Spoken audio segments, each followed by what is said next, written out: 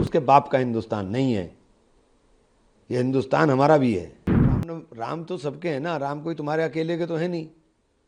तो जितनी राम की खुशी आपको उतनी हमें भी है, तो सबको शामिल करो। ये देश को कहाँ लेके जा रहे हैं भाई, ये कर क्या रहे हैं? बौद्धों का नंबर आएगा, जैनियों का नंबर आएगा, किसी को नहीं छोड़ने वाले हैं ये। इंडिया गठबंधन पूरा खेल रहा है, लेकिन समंदर में तूफान बहुत है। इसमें तो इतनी बात कहूँगा कि समंदर में तूफान बहुत है और लहर के थपेड़े जो है कोई छोटी किश्ती के सवारों को बचा नहीं पाएगी। छाती ठोक करके ट्रंप से दोस्ती थी, ट्रंप ने छाती ठोक कर ही टैक्स लगा दिया। देश का काला कानून है और ये पूरी तरीके से संविधान के ऊपर हमला है। ये जिस तरीके से ये कानून बनाया गया है वो लोकतंत्र के लिए बेहतर नहीं है। एक बहुत बड़ी आबादी का आप गला घोंट देंगे, ये अच्छी बात नहीं है। बिहार के सिन्हा उन्होंने कहा कि सदन से जो कानून पास हुआ है उसका विरोध करने वाला देशद्रोही होगा, उसे जेल भेज दिया जाएगा। तो इमरजेंसी में तुम जेल गए थे ना,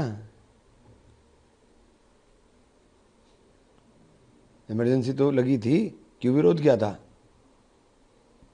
तो कह रहे हैं उनका बयान है कि ये पाकिस्तान नहीं है, ये हिंदुस्तान है, नरेंद्र मोदी की सरकार है और ये हिंदुस्तान है, ये उसके बाप का हिंदुस्तान नहीं है, ये हिंदुस्तान हमारा भी है।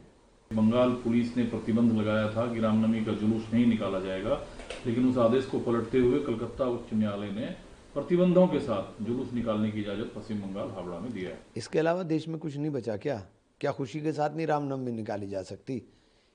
क्या पूरे प्रबंधन के साथ रामनवमी की खुशी नहीं निकाली जाएगी? रामनवमी में नफरत की बातें क्यों करते हो जो दूसरे को दिक्कत दे? अरे रामनवमी में दूसरे लोगों को भी शामिल करो ना, तब खूबसूरती लगेगी रामनवमी की भी। तो राम तो सबके हैं ना, राम कोई तुम्हारे अकेले के तो है नहीं। तो जितनी राम की खुशी आपको उतनी हमें भी है, तो सबको शामिल करो। मेरे यहाँ रामनवमी का जुलूस निकलता है, उसके रूट के ऊपर एक भी घर सिंगल घर भी नूरी मस्जिद से शुरू होता है और पूरा निकलते हुए चला जाता है, कोई घर उसके ऊपर हिंदुओं का नहीं है। मुहर्रम का जुलूस निकलता है डाकाने वाली मस्जिद के कोने से और वो पूरा निकल करके मंदिर के ऊपर ख़त्म होता है, एक भी घर मुसलमान का नहीं है। यह है सौहार्द, यह है देश। उसके सारा कमेटी के रामनवमी के जुलूस में कमेटी के आगे मुसलमान प्रबंधन करते हुए चलते हैं, मुहर्रम के जुलूस के आगे हिंदू प्रबंधन करते हुए चलते हैं। ये हिंदुस्तान क्या बना दिया इन्होंने हमारा। लेकिन जिस तत्परता से कांग्रेस के बिल को लेकर लड़ते दिखे, राहुल गांधी ने सोशल मीडिया प्लेटफॉर्म पर कहा कि मुसलमानों की जमीन के बाद अब आरएसएस की नजर ईसाइयों की जमीन पर है। कल ऑर्गेनाइजर का आपने पढ़ा नहीं क्या? ऑर्गेनाइजर में तो लेख छपा है। हमारे पास तो ये बता रहे थे 39 लाख एकड़ ज़मीन है। गृह मंत्री जी बता रहे थे, मुझे नहीं पता कहाँ से कौन सी सोर्स उनके पास थी, और वो साबित नहीं कर पाएंगे क्योंकि वो या तो वो गलत बोल रहे, आज गलत बोल रहे, या कल जो उन्होंने एफिडेविट दिया है सुप्रीम कोर्ट में सरकार ने वो गलत था 2021 में। अब उनके लिए कहा है कि कैथोलिक के पास 17.5 करोड़ एकड़ लैंड है, 17.5 करोड़ एकड़ लैंड है।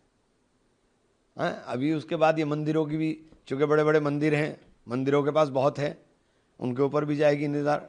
आर्य समाज की बहुत बड़ी संस्था है, उसको कब्जाने के लिए, उसको हथियाने के लिए, अपनी विचारधारा थोपने के लिए तैयारी होगी।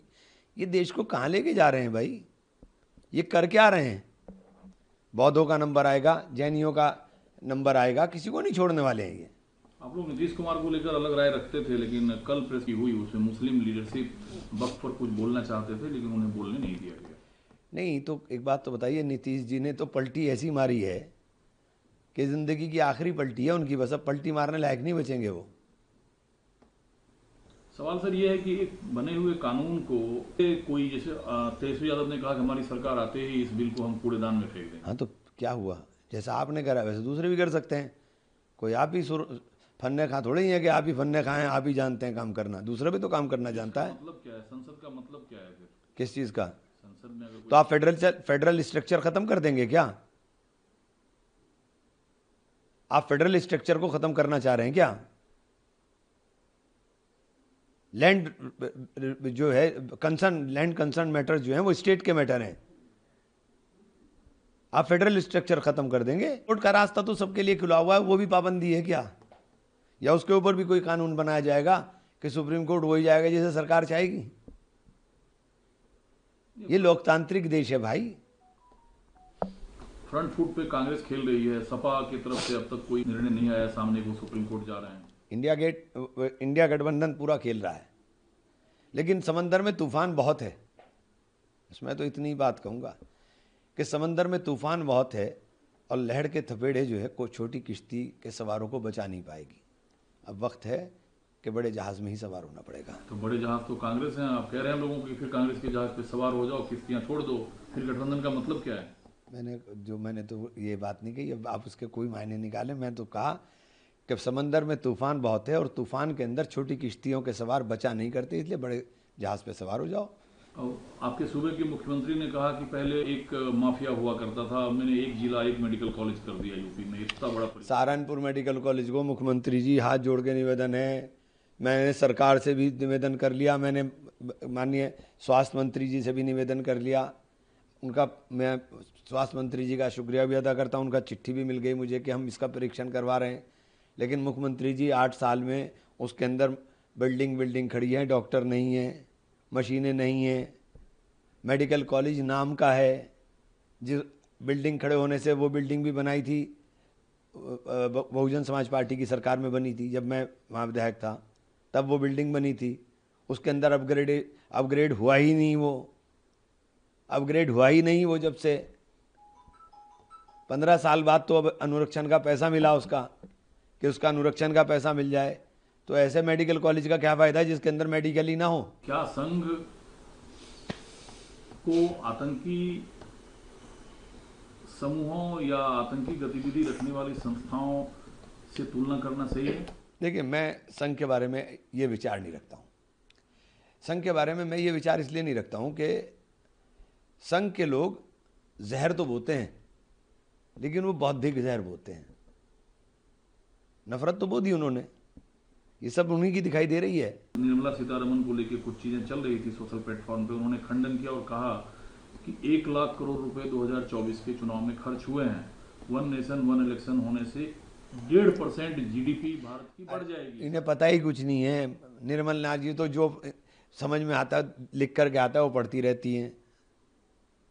ये लोकतंत्र को खत्म करना चाहते हैं क्या?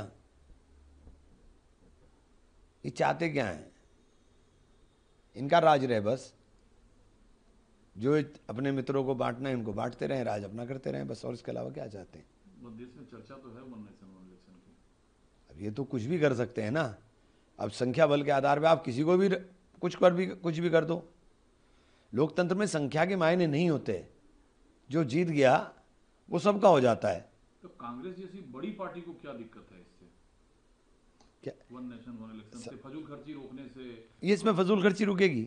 आप नोटबंदी होकर के अर्थव्यवस्था ऊपर चली गई।